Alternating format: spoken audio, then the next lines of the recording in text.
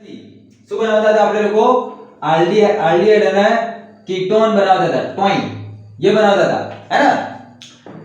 શરૂઆત ની અંદર આપણે લોકો લાસ્ટ ટાઈમ ની અંદર આવી ગયા છે કે હાઇડ્રોકાર્બન ની અંદર થી આલ્ડીહાઇડ અને કીટોન ની અંદર આપણે લોકો ઓઝોનોલિસિસ કમ્પ્લીટ કર્યું.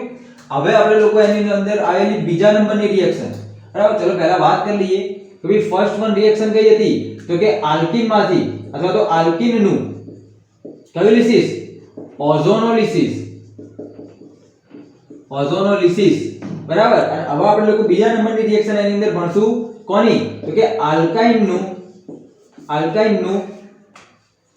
જલીયકરણ.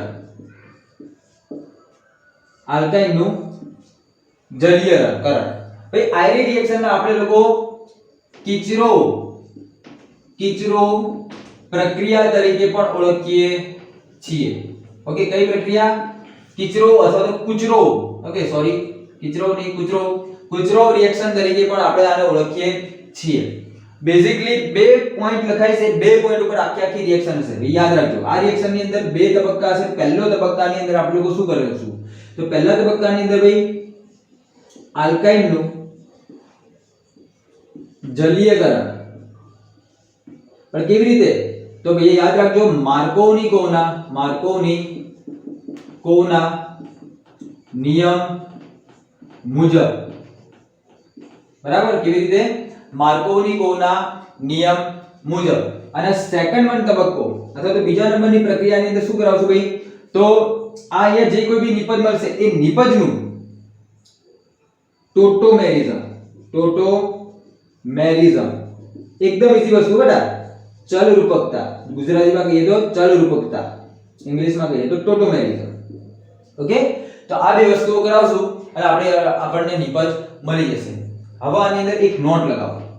ચલો એક નોટ લગાવો. શું હશે કે ભાઈ ઇથાઇન, હે ને? ઇથાઇન નો જો આપણે લોકો આયરી રિએક્શન કરાવશું, ઇથાઇન ઉપર જો આયરી રિએક્શન કરાવશું તો ઇથાઇન ની અંદરથી આપણને માત્ર મળશે આલ્ડીહાઇડ. તો યાદ રાખજો, આલ્ડીહાઇડ. પણ ઇથાઇન સિવાયનો કોઈ પણ ટ્રિપલ બોન્ડ વાળો ઘટકનો આપણે લોકો યુઝ કરશું, એટલે કે ઇથાઇન સિવાયના કોઈ પણ પ્રકારના આલ્કાઇન નો યુઝ કર્યો આપણે લોકોએ, બરાબર? તો એની અંદરથી આપણને શું મળશે બેટું? કીટોન મળશે. શું મળશે ભાઈ? કીટોન મળશે. આટલી વસ્તુ તમારે લોકોએ યાદ રાખવી પડશે. ચલો બેટા, આટલી વસ્તુ છાપી લો. એના પછી આપણે લોકો આ રિએક્શન ને ડિટેલ ની અંદર ચેક કરી લઈએ, જોઈ લઈએ, ખતમ કરી દઈએ. ઓકે, ચલો ભાઈ હવે ધ્યાન રાખજો. ચલો અહીંયા ચાલુ કરીએ. ચલો ભાઈ ચેક કરી લો. ઇથાઇન ઉપર પહેલા આ વસ્તુને સાબિત કરી કે કેવી રીતે આલ્ડીહાઇડ બને, બરાબર? તો ભાઈ દેખજો, પહેલો તબક્કો તો કે ઇથાઇન એટલે શું? CH ટ્રિપલ બોન્ડ CH, બરાબર? હા, આની અંદર એક વસ્તુ યાદ રાખજો ભાઈ, આને આપણે લોકો ઇથાઇન પણ કહીશું. IUPAC પ્રમાણે ઇથાઇન પણ કહીશું. બે કાર્બન ઇથ ટ્રિપલ બોન્ડ આઇન ઇથાઇન થઈ ગયું, બરાબર? આનું એક દેશી નામ, ગુજરાતી નામ, સોરી, સામાન્ય નામ તમે લોકો યાદ રાખજો, એસિટિલિન વાયુ, એસિટિલિન ગેસ. ઘણી બધી વાર આવે છે ભાઈ, બરાબર? ઘણી બધી વાર આનું સામાન્ય નામ પૂછાઈ જાય છે અને ઘણી બધી વાર આનું અણુસૂત્ર પણ લખવાનું હોય અને એની અંદર મોટા ભાગના છોકરા કન્ફ્યુઝ થઈ જાય કેમ કે નામ કંઈક એવી રીતનું કે એની અંદર એવું સિચ્યુએશન લાગે કે કોઈ મોટો ખતરનાક ક્રિયાશીલ સમૂહ કે એવું કંઈ અંદર હશે, પણ છે શું? ટ્રિપલ બોન્ડ ની અંદર બે કાર્બન, બસ ખતમ. ચલો કામકાજ ચાલુ કરીએ. ભાઈ શેનું ઉમેરણ કરવાનું? તો કુચરો પ્રક્રિયક નાખવું પડશે. કુચરો પ્રક્રિયક કયો છે? યાદ રાખજો ભાઈ, HgSO4 mercury sulphate plus dilute એટલે કે મંદ, જે લખી દો મંદ H2SO4. ઓકે, હવે તમારું પહેલી કન્ડિશન ને ચેક કરીએ. તો ભાઈ પહેલી કન્ડિશન કઈ હતી? તો ભાઈ આલ્કીન નું જલીયકરણ. આલ્કાઇન ની અંદર જલીયકરણ કરાવવાનું. પણ અહીંયા તમને લોકોને ક્યાંય પણ પાણી જેવો કોઈ પણ સબસ્ટન્સ દેખાતો નથી, પણ તમને લોકોને અહીંયા મંદ તો દેખાય છે, ડાયલ્યુટ તો દેખાય છે. ભાઈ ડાયલ્યુટ કોઈ પણ વસ્તુ ક્યારે થશે? જ્યારે એની અંદર આપણે લોકો શું નાખેલું હોય? H2O ઉમેરેલું હોય. બસ આયરસ પાણીનો અહીંયા યુઝ થશે. ચલો કયા નિયમ પ્રમાણે? માર્કોનિકોવના નિયમ પ્રમાણે. માર્કોનિકોવનો નિયમ શું હતો? તો યાદ રાખો ભાઈ, માર્કોનિકોવનો નિયમ એવો હતો કે ભાઈ દ્વિબંધની અંદર, યાદ રાખજો, દ્વિબંધની અંદર જે કાર્બન જોડે હાઇડ્રોજનની સંખ્યા વધારે હશે ત્યાં હાઇડ્રોજન, અને જે કાર્બન જોડે હાઇડ્રોજનની સંખ્યા ઓછી હશે ત્યાં તમારો OH સમૂહ અથવા તો નેગેટિવ સમૂહ ત્યાં જોડાશે, બરાબર. તો યાદ રાખજો ભાઈ માર્કોનીનો નિયમ, તો કે દ્વિબંધમાં આવેલા જે કાર્બન પાસે હાઇડ્રોજન ઓછા હોય ત્યાં ઋણ ઘટક અને જે કાર્બન પાસે હાઇડ્રોજન વધુ ત્યાં હાઇડ્રોજન જોડાય છે. ચેક કરતા રહેજો ભાઈ. CH ની અંદર ભાઈ બંધ તૂટશે, ચેક કરો શું બનશે. તો CH ટ્રિપલ બોન્ડ ની અંદરથી ડબલ બોન્ડ બન્યા CH, બંને સાઈડ એક બંધ ખાલી. હવે અહીંયા કેવી સિચ્યુએશન ભાઈ, ડબલ બોન્ડ ની અંદર બંને તરફ હાઇડ્રોજન અને કાર્બન ની સંખ્યા કેવી દેખાય, સમાન દેખાય. એટલે તમે લોકો ગમે ત્યાં હાઇડ્રોજન ગમે ત્યાં OH નું ઉમેરણ કરી શકો.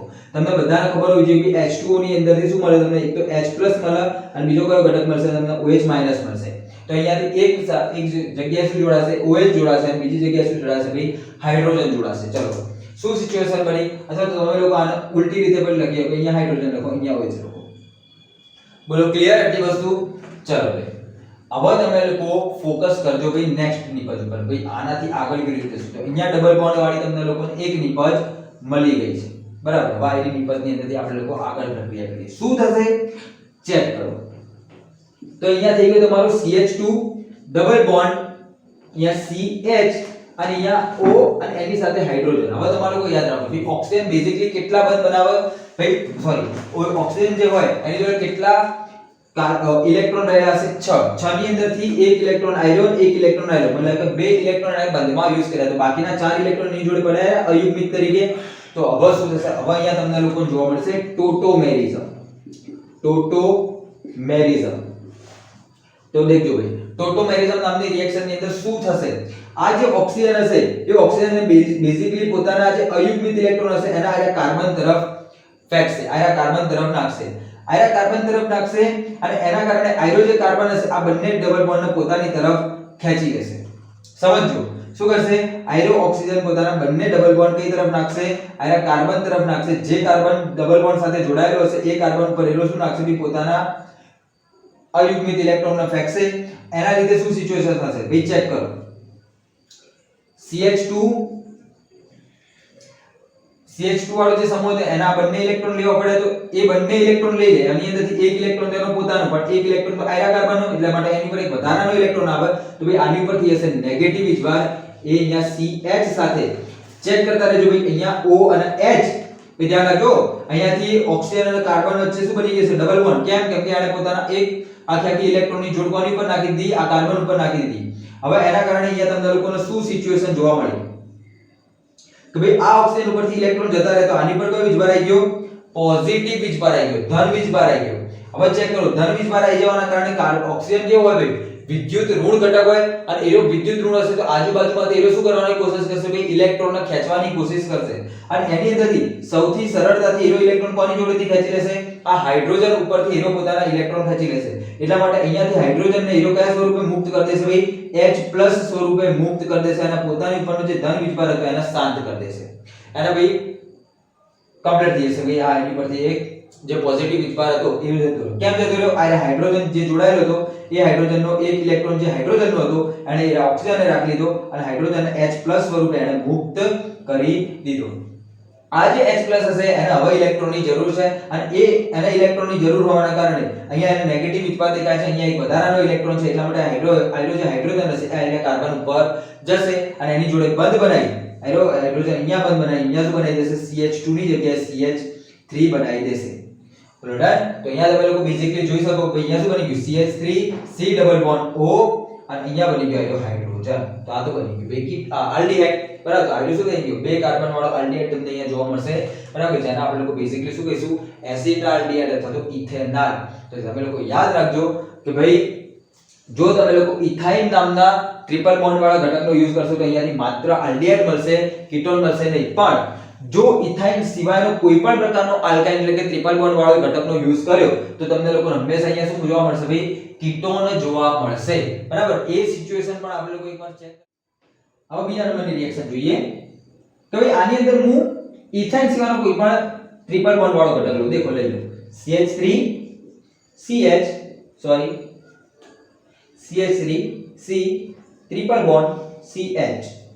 ઓકે ચલો અને આની હું કઈ રિએક્શન કરાવું કુચરો રિએક્શન કરાવું બરાબર તો શું થશે તો તમને લોકો પહેલા પ્રક્રિયા અહીંયા હાજર રાખવું પડશે HgSO4 dilute H2SO4 અને આ dilute ની અંદરથી તમને લોકોને મળશે H2O કે જેમાંથી તમને લોકોને એક H+ પ્રાપ્ત થશે અને એક તમને લોકોને પ્રાપ્ત થશે OH-. આટલું ક્લિયર થયું હવે ચલો આ બંને આની ઉપર હુમલો કરશે અહીંયાથી એક ટ્રિપલ બોન્ડ માંથી એક પાઈ બંધ શું થઈ જશે ભાઈ બ્રેક થઈ જશે તૂટી જશે તો અહીંયા બનશે CH3C ડબલ બોન્ડ અહીંયા બની ગયો CH અહીંયા બે બંધ ખાલી હવે તમારો અહીંયા માર્કોનિકોનો નિયમ લગાવવાનો કેમ ચેક કરો આલ્કાઇન નું જલીયકરણ કરશે પહેલા તબક્કાની અંદર જલીયકરણ એટલે કે પાણીનું ઉમેરણ થશે બરાબર કયા નિયમ પ્રમાણે માર્કોનિકોના નિયમ પ્રમાણે માર્કોનિકો શું કે જે કાર્બન જોડે હાઇડ્રોજન ઓછા હશે એ કાર્બન જોડે નેગેટિવ વીજભાર અને જે કાર્બન જોડે વધારે હાઇડ્રોજન હશે એની ઉપર પોઝિટિવ વીજભાર જોડાશે મતલબ અહીંયા હાઇડ્રોજન જોડાશે અને અહીંયા OH જોડાશે બોલો ક્લિયર થયું ચલો આની રિએક્શન અહીંયા લખીશ તો કે CH3 C OH double bond CH2 okay વા જે OH હતો એની અંદરથી ભાઈ આ હાઇડ્રોજન ને થોડોક અલગ રીતે લખી દો ચાલો હવે આની અંદર શું રિએક્શન જોવા મળશે તમને લોકોને ટોટોમેરિઝમ જોવા મળશે ટોટોમેરિઝમ ચલો શું થશે અહીંયા તમને લોકોને ફરીથી કહી દઉં કે ઓક્સિજન જોડે હશે અયુગ્મિત ઇલેક્ટ્રોન બરાબર એરા ઇલેક્ટ્રોન આ કાર્બન ઉપર નાખશે અને એ કાર્બન કયો હોવો જોઈએ જે તરફ ડબલ બોન્ડ જોવા મળશે એ તરફ એરો કાર્બન આવેલો હોય એની પર એરો પોતાના ડબલ બોન્ડ નાખશે આયરો કાર્બન હશે એ આ ડબલ બોન્ડ ની અંદરથી પોતાના ઇલેક્ટ્રોન લઈ લેશે કેમ લઈ લેશે કેમ કે એક કાર્બન જે હોય એ માત્ર 4 બંધ બનાવી શકે તો અહીંયા બનાવેલા છે 1 2 3 અને 4 જો એ ઓક્સિજન આ કાર્બન સાથે બંધ બનાવે બરાબર તો આ કાર્બન ઉપર 5 5 બંધ થઈ જાય 5 5 બંધ થી આયરો કાર્બન કેવો થઈ જાય અનસ્ટેબલ થઈ જાય અને એના કારણે એરો પોતાના બંને આયરો જે એક વધારાનો અહીંયા પાઈ બંધ બનેલો છે એને બાજુવાળા કાર્બન ઉપર શિફ્ટ કરી દેશે શું બને છે ચેક કરો CH3C O અને H સોરી O અને કાર્બન વચ્ચે શું બની જશે ભાઈ ટ્રિપલ બોન્ડ ઓક્સિજન ઉપર ડબલ બોન્ડ આવી ગયો અહીંયાથી અહીંયા આવી ગયો CH2 આ વચ્ચેનો ડબલ બોન્ડ બધું આની પર આવી ગયો તો આની પર આવી ગયો નેગેટિવ વીજભાર ચલો હવે ઓક્સિજન ઉપર આપણને બધાને ખબર કે ભાઈ ઓક્સિજન કેવું તો કે બહુ જ વિદ્યુત ઋણ ઘટક વધારે વિદ્યુત ઋણ હોવાના કારણે એ શું કરશે ભાઈ ઇલેક્ટ્રોનનું ખેંચાણ કરશે બરાબર બધી સાઈડથી ઇલેક્ટ્રોન ખેંચશે હવે અહીંયાથી એ પાઈ માંથી ઇલેક્ટ્રોન ખેંચશે નહીં જો પાઈ માંથી ઇલેક્ટ્રોન ખેંચી લે તો એ તો બેકવર્ડ રિએક્શન થઈ જશે પ્રક્રિયા પ્રતિવર્તી થઈ જશે પાછી જશે તમને લોકો નિપજ મળશે નહીં પણ આપણને લોકો શું મળે છે ભાઈ નિપજ મળે છે એનો મતલબ કે ભાઈ ઓક્સિજન અહીંયાથી ભાઈ ઇલેક્ટ્રોનને પાછા ખેંચતો નથી કોની જોડેથી ખેંચશે હાઇડ્રોજન જોડેથી ઇલેક્ટ્રોનને પાછા ખેંચશે ચલો શું બન્યું ચેક કરો CH3C ડબલ બોન્ડ O બરાબર અહીંયા CH2 અને CH2 પર નેગેટિવ વીજભાર અહીંયાથી શું કોણ છૂટું પડ્યું H+ આયરો H+ એરા કાર્બન ઉપર જઈને જોડાશે બરાબર કાર્બન ઉપર જઈને જોડાશે CH2 ની જગ્યાએ અહીંયા શું થઈ જશે CH3 અહીંયાથી આયરો નેગેટિવ વીજભાર ગયા આયરો H+ ત્યાં જોડાઈ ગયો શું બન્યું દેખો C double bond O CH3 બેટા આ તો પ્રોપેનોન છે પ્રોપેનોન બરાબર અથવા તો આપણે લોકો આને ઓળખીએ ભાઈ એસિટોન તરીકે એટલે ભાઈ આ તો બની ગયો કીટોન તો તમે લોકો અહીંયા બેઝિકલી જોઈ શકો છો કે હાઇડ્રોકાર્બન ની અંદરથી જ્યારે તમે લોકો આલ્ડીહાઇડ અથવા કીટોન ની રિએક્શન કરવી હોય તો તમે લોકો એની અંદર એક તો આલ્કાઇન માંથી બનાવી શકો અને આલ્કાઇન માંથી બનાવવું હોય તો તમારે કોઈ કોનો યુઝ કરવો પડે તમારે લોકોએ કુચરો પ્રક્રિયાનો યુઝ કરવો પડશે અને જો આલ્કાઇન નું જલીયકરણ કરશો એની અંદર પહેલા તબક્કાની અંદર અને બીજા તબક્કાની અંદર તમે લોકો શું કરશો બેઝિકલી ટોટોમેરિઝમ કરશો યાદ રાખજો ભાઈ જો ઇથાઇન તરીકેનો તમે લોકો ટ્રિપલ બોન્ડ વાળો ઘટકનો યુઝ કરશો તો એની અંદર તમને લોકોનો નિપજમાં આલ્ડીહાઇડ મળશે અને આલ્કાઇન ની અંદર મતલબ ઇથાઇન સિવાયનો બીજો કોઈ પણ આલ્કાઇન નો યુઝ કરશો ટ્રિપલ બોન્ડ નો યુઝ કરશો તો તમને લોકો નિપજમાં હંમેશા શું મળશે ભાઈ અહીંયા દેખાતા પ્રમાણે કીટોન જ મળશે